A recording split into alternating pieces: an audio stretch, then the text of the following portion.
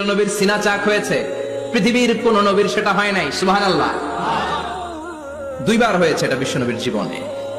হালিমাতুস সাদিয়ার বাড়িতে যখন দুধ পান করতে গিয়েছিল তখন হয়েছিল, আবার মেরাজের রাতে হয়েছিল।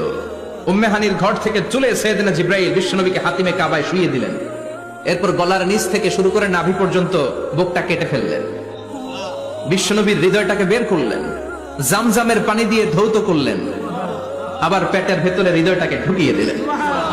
দিস ইজ কল্ড শাক্কে সাদার। উর্দু ফার্সিতে বলে সিনা চাক, ইংরেজিতে বলে ওপেন হার্ট সার্জারি। সুবহানাল্লাহ পড়বেন না?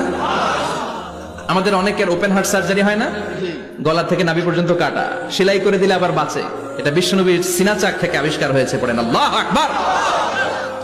যে সমস্ত সাহাবারা বিশ্বনবীকে খালি গায়ে দেখেছে, উদম গায়ে দেখেছে, তারা বর্ণনা করেছে দুইটা কাপড় মাঝখান দিয়ে সেলাই করলে যেমনি দাগ দেখা যায়, আমরা বিশ্বনবীর গলা থেকে নাভি পর্যন্ত এরকম সেলাইয়ের দাগ দেখতে পেয়েছি।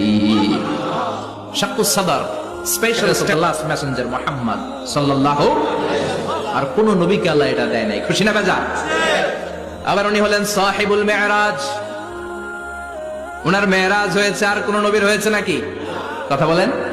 বিশ্বনবীর হৃদয়টা বড় ভাঙা, কলিজার টুকরা স্ত্রী খাদিজা নাই, যাকে সবচেয়ে ভালোবাসতেন, সবচেয়ে প্যার করতেন, যাকে মাহাব্বাত করতেন।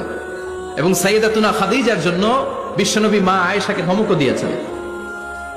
সাইয়েদাতুনা খাদিজার কথা যখন বিশ্বনবী বলে বেড়ায় মা আয়েশার কাছে, খাদিজার কথা বললে মা আয়েশা বলতেন, ও নবী, কোন জাহিলি যুগে এক বুড়ি মহিলার সাথে আপনার বিয়ে হয়েছিল, মরে গিয়েছে, কবরে শুয়ে আছে।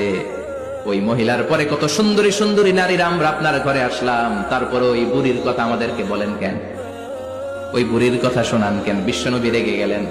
সাইয়েদাতুনা খাদিজাকে বুড়ি বলার কারণে বিশ্বনবী মা আয়েশার চোয়ালটা এইভাবে চেপে ধরেছে।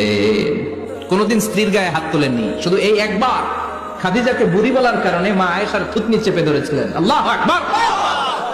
আবার বিশ্বনবী বলতেন, রুজিকতু হুব্বাহা, খাদিজার ভালোবাসা আল্লাহ আমার হৃদয়ে ঢুকিয়ে দিয়েছে।